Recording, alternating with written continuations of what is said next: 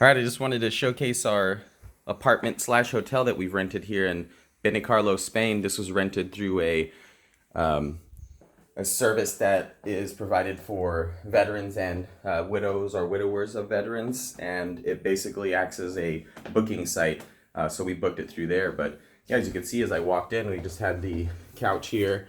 Here's my dad; he's chilling. And then the common resting area here. We've got bathroom here under the stairs. And then this dining area that's, basics, but it'll get the job done. And here I'll head upstairs and show you the rooms real quick. So this is the smaller of the rooms here. Got your basic storage, shelves, some hangers to hang up some clothes. This unit actually has a back patio, so that there, if I were to have walked out that back door where that kitchen was, I would have just been there on that green belt there. And we'll head over into the master bathroom. Everything's pretty clean, looking pretty good. Got a little swing door here to conveniently get in and out.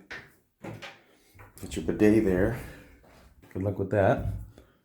And here's the master bedroom with the two beds that can be, separated more for comfortableness, I guess, if you felt, or pushed together the way they are. Looks like you got a little dresser there, stash your stuff. And then just here is the patio. Nice view of the courtyard here.